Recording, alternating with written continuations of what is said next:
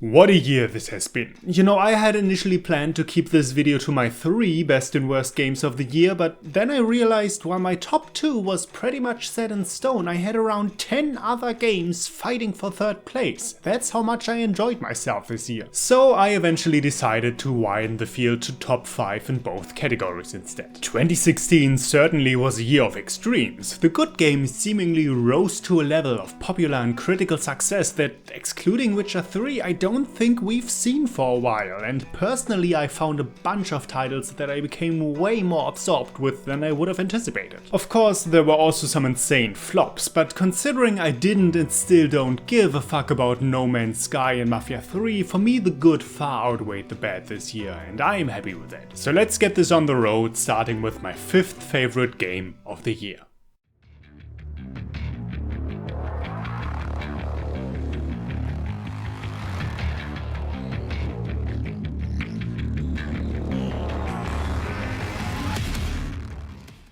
2016 for me was a year in which I stepped out of my comfort zone a lot, and boy am I glad for it. I've just never been big on first-person shooters, for example. I mean, sure, I played a ton of online shooters like Team Fortress and Battlefield, but this whole long-gone era of crazy FPSs like Doom, Quake, Painkiller and whatnot mostly passed me by. And whenever I try out a modern shooter campaign nowadays, all I'm getting is barely interactive set pieces and corridors, the genre. So the fact that I can pick up something like Doom and immediately get drowned in a twitchy, free-flowing adrenaline rush from start to finish actually means a lot to me. It shows me there might be a subgenre of over-the-top shooters out there that I should probably get into further if they're even remotely as enjoyable as I found Doom to be. I know when it comes to this game I'm not gonna add much to the conversation everyone's already had, but let me just say that despite some shitty modern trends I noticed here, like locking you into small rooms to listen to a bunch of exposition and whatever this weird techno-metal soundtrack is supposed to be, Bethesda actually rediscovered how you build a proper action game in general.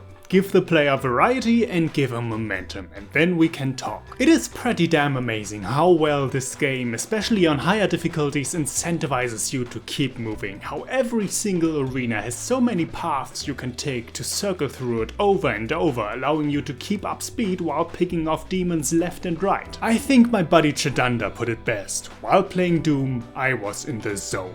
Constantly. And do you have any idea how delightful it is when you live in a time where most control schemes are simplified to allow for controller support, and then a game actually gives me access to so many weapons at once that I can hit the motherfucking 7 on my keyboard and still bring up a new gun? Fuck yeah, I'm on board with that. The last time I got that experience was what? Jedi Academy? I seriously hope Doom will set a bunch of standards for the years to come. Considering how much shit Bethesda pulled before and after this game's release, I think I'll hold out on that particular hope, but regardless, Doom is a great game and I had an absolute blast with it.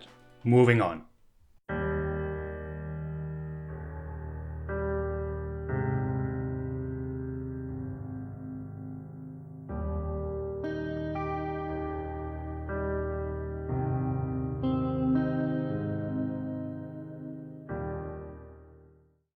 I guess there's no point going into detail on Firewatch, considering I made an entire separate video on it and my growing disillusion with the walking simulator genre as a whole, so if you really want to know, please do watch that one as well. Suffice it to say that no matter how many points I'd give Firewatch for an unconventional story and the great voice performances, I've kinda had it with games that railroad you down an entirely linear path without offering any kind of meaningful interactivity whatsoever. Granted, I have come to see a bunch of good counterpoints on why people like that game, and I accept that the tone of my video was a bit harsher than intended. But my opinion holds that this kind of game design is inherently unengaging to me and does not represent the direction that I want narratively focused video games to move into. What I'm looking for is games that try to incorporate the interactive element of the video game medium into their narratives, and way stronger than Firewatch does it at any point, and therefore for me Firewatch is ultimately a misstep. Next.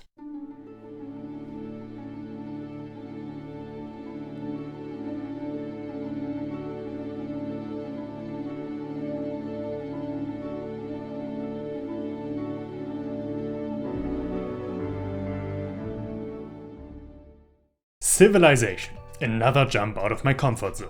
Now, I always had an interest in 4X strategy, but it is an incredibly intimidating genre that I never really found my way into. Then earlier in the year we saw the release of Stellaris, and trying that out I thought to myself, hey, I think I could definitely be having a lot of fun with this kind of game if it was, well, better. Because while I enjoyed Stellaris conceptually, the economic side of the game seemed to be incredibly dumbed down with only 2 main resources, and the options for any non-military playstyle felt really unrewarding. I don't know, I'm sure a lot of this has been changed given there have been a bunch of updates at this point, but what I'm trying to get at here is that Stellaris was just a stepping stone for hopefully my true entry into the 4X genre in October this year, with Civilization 6. Now, Civ 6 is probably a very good entry point in general because to me it seems to be a wonderful example of streamlining done right. A lot of developers think that streamlining is done by cutting out content and mechanics and thus dumbing down the overall complexity of a series, but that often hurts the game in the long run because it just means that long-time players will hit the skill ceiling earlier and lose ways to express themselves. Good streamlining, on the other hand, is keeping your game complex but making it easier to understand and more intuitive to play. As I said, my frame of reference for the 4X genre is fairly small, but compare Stellaris' 2 global resources to Civ 6's 4, science, culture, gold and faith. Obviously that's already double the amount, and that is not even factoring in the city-based resources like food, production, housing, bonus resources, strategic resources, luxury resources and so on. But while Civ 6 still seems to be extremely complex here, the entire economy has also been streamlined through the new district system, where every district corresponds to exactly one of these global resources. And the 4 global resources are also directly connected to one of the 4 victory conditions with which you can win a match. So while the results are complex, once you figure out what kind of victory you want to be working towards, the round-to-round decision making becomes a lot more manageable because it is intuitively clear what resource you need for what victory and which districts you need to build to get it. And that in turn makes everything a lot less intimidating for newer players such as myself. So I got lost in Civilization 6 and I got lost hard. The one more turn sickness people ascribe to 4X is real. More than once it led to me staying up for hours past when I wanted to go to bed without really noticing it, and despite how destructive this may seem, just knowing that I can still be this absorbed by games gives me comfort in a way.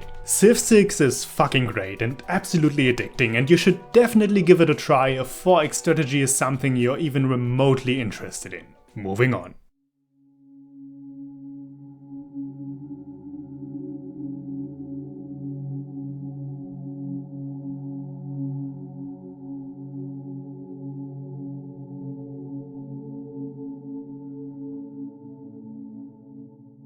Wait, no, before you close this video, because I dared putting Inside on this list, let me explain. I have issues with Inside, a bunch of them in fact, but ultimately I still think it is an alright game. My real problem, and the reason why I place it as my 4th worst game this year, is not the quality of the game itself, but how unbelievably overhyped it was by every single review site out there. I mean, it is nothing new that review sites love to inflate their scores and go way too easy on a lot of titles, but Inside took the cake this year with how many fucking 9s and 10s it got. Why did it take independent reviewers like Joseph Anderson to come out with in-depth videos on the fact that Inside is nowhere near as good as it was made out to be? I mean, just look at some of these reviews. Inside is a brilliantly crafted game that will keep you talking about it long after you've finished playing. Inside isn't just some incremental improvement over the basic premise of Limbo, it's one of the best puzzle platformers ever made. Combine a highly compelling visual narrative with superb puzzles and brilliant platforming and you have Inside, one of the most intriguing, addictive and beautiful looking games of this generation. Superb puzzles and brilliant platforming? Really? Really, brilliant platforming in a game where almost any jump causes some scripted event to happen or is deliberately designed to look like you're cutting it close. Superb puzzles in a game where 90% of solutions are clear the moment you spend more than 5 seconds in a room. How can any serious game reviewer utter the words superb puzzles and brilliant platforming about Inside when we had Ori and the Blind Forest last year and The Witness this year? And again, I don't hate Inside, I think it was decent and the animation animation work in particular is downright mind-blowing in just how fluid and natural everything moves. But in my mind there's really no justification for review sites praising Inside to the Skies, completely ignoring just how shallow and short it is and how little replay value it has for a $20 price tag. And for what reason would game journalists blow it so much out of proportion? Because it manages to be different? Because fuck any kind of standards when the game looks like it might be artsy and we can pretend to be smart for liking it? Nah, fuck that. I'm sorry for Playdead ending up in my crossfire just because other people grossly overhype their games. After all, I also ended up really not enjoying Limbo because people had completely tainted my expectations before I got to play it. But to me, Inside's reception was a big reminder of just how untrustworthy most of the big review sites are and why I stick to other YouTube channels for my games coverage. Next.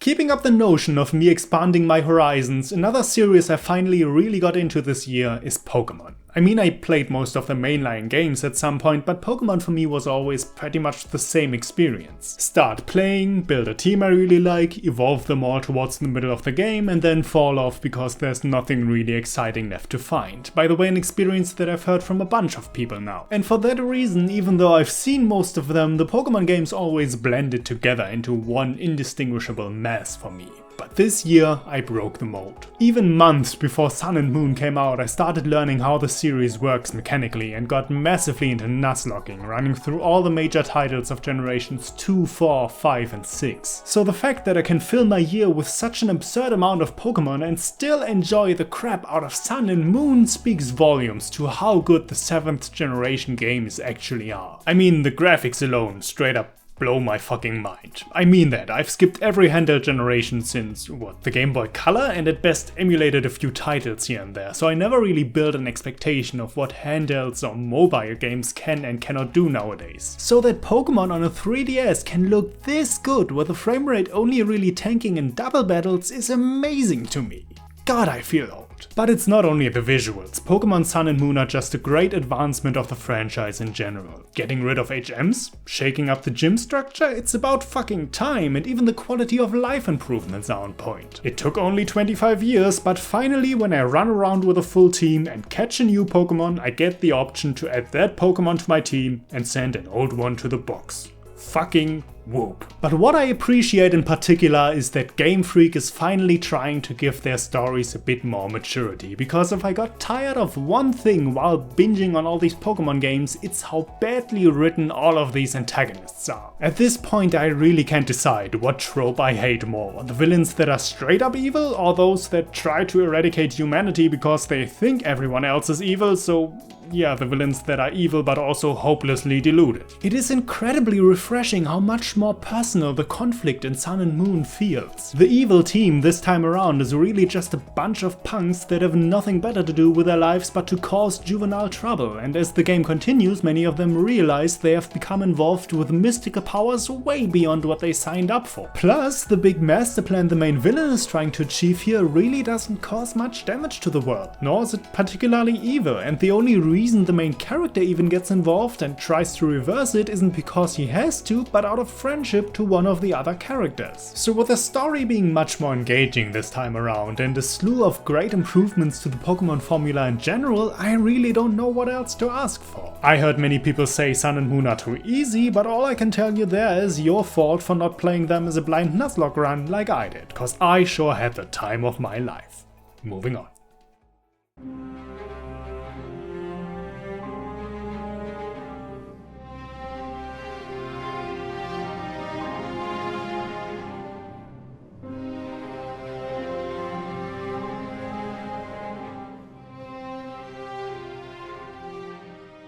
Oh, Virginia. Remember what I said about Firewatch a few minutes ago? Remember how I said Firewatch had too little interactivity for me to actually enjoy it, but how I at least got to understand why it might be appealing to other people? Yeah, well, scratch that understanding part, add a bunch of swear words and you get my opinion on Virginia. You know, I want us to get past the stupid can Telltale games even be called games debate that a lot of people are still having as much as the next guy, but that is difficult when shit like Virginia just keeps pushing it. I mean, at least Firewatch had dialogue options and an open space to walk around in. Virginia on the other hand has just about the smallest amount of interactivity possible before you get into actual movie territory. There is zero player freedom here. The scene starts, you locate the clickable object, you walk up to the clickable object, you click on the clickable object, and then the next scene starts. And that's what you do for 1.5 hours. It's not even possible to interact with anything other than the one object you're supposed to interact with, and every scene takes place in a completely confined small space that you can't ever leave. This is railroading in its purest form. Well, except by involving an actual railroad, I guess. I know people say that about walking sims as a joke sometimes, but with Virginia it actually does not matter in the slightest if you play the game or watch someone else play it. The experience is identical, and that is not what I want my video games to be. Next.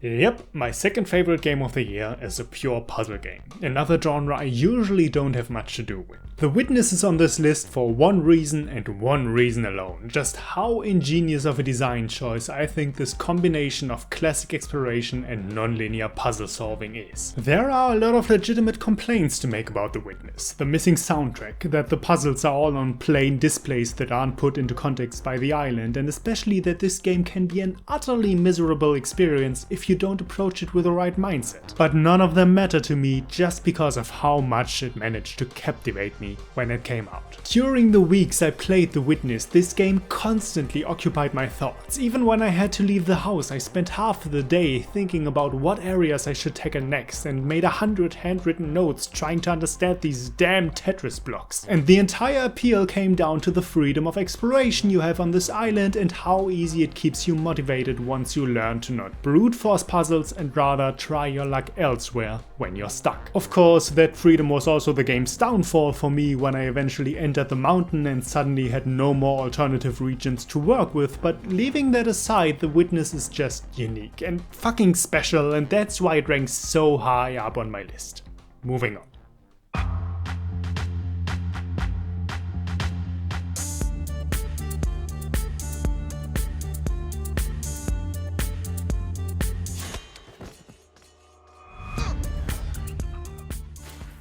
And another game that I made a full review on, so I'll keep this section short. Necropolis really was awful in every single aspect, a game that I found so instantly unappealing in every moment I played that I almost surprised myself. Cringe-worthy, forced humor, terrible art style, clunky animations, and gameplay that tries to merge Dark Souls' design philosophy with elements that are diametrically opposed to it, and thus fails even on a conceptual level. It pains me to say this too, considering how much I enjoyed the Shadowrun games from the same developer studio, but I have to call them as I see them. Interestingly enough though, there was apparently a huge overhaul of the game a few months after release. Maybe it is different now. Maybe they fixed the big issues. I heavily doubt it, but I'll not pretend like I actually know, because if there's one thing I do know for certain, it's that I don't have the slightest interest in revisiting Necropolis ever again. So leaving this one behind, let's go to my game of the year.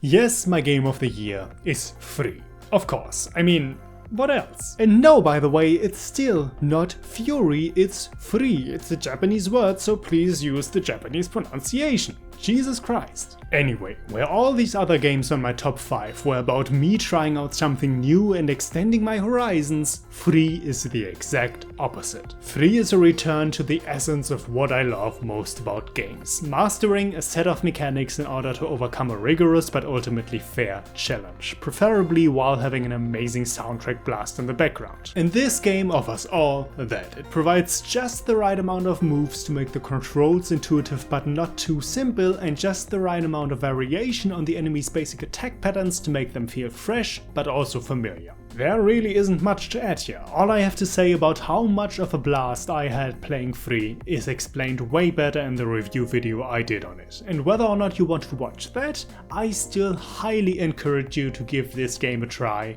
if you are up for a proper challenge. So now that we got all this praise out of the way, it is time to get into my worst game of the year. A product so bafflingly mishandled and that I had so much hope for that the following might just be the most disappointed I have ever been with a video game. I am of course talking about none other than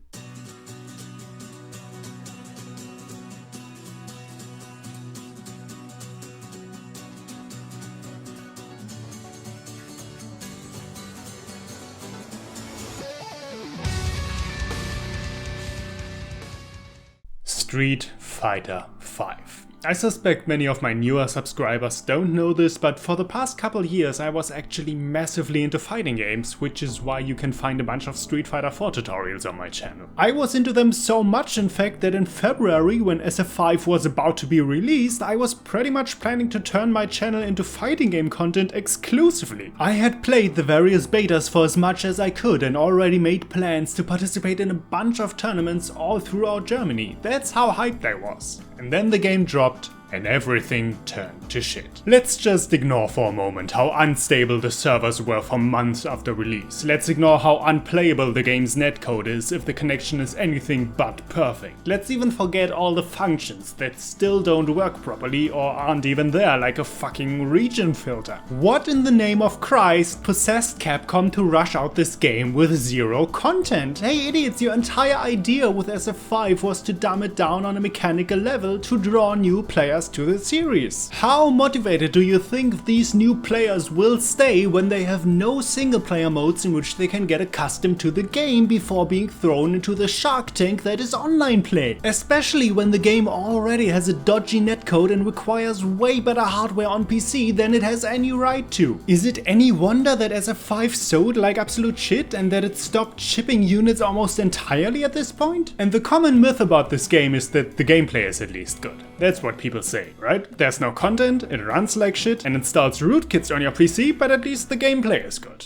Yeah, guess what? It's not. At least 60% of all my fighting game friends already stopped playing this piece of garbage entirely because it's a boring fucking game and every character feels the same. SF5 was supposed to be about the neutral game, about getting the advantage by good positioning and button usage. So why, compared to Street Fighter 4, are movement speeds, attack ranges, poke damage, fireballs and anti-airs worse across the board? Landing a heavy poke on anti-air used to do 100 damage each time, now they deal 80, have less range and are way less reliable. And what was improved instead? Of course, mix-ups and counter hits, where you just have to spend some meter or your V-trigger activation for stupid amounts of damage, so that just successfully dashing or jumping in once is always worth much more than trying to play a solid neutral. Good gameplay, my fucking ass. How good is a fighting game where 1 out of 22 characters is defensively oriented? How good is a fighting game in which I want nothing but a mobile character with good keep-away gameplay and I can't find a single one I actually want to play? That's my ultimate problem with it. Every single character is designed around getting in the opponent's face and staying there, even though this is supposed to be the series that supports careful approaches. See, if I want to play endless dashing and rushdown, I'll play BlazBlue or Guilty Gear, but that's not what I enjoy about Street Fighter, and that's why Street Fighter V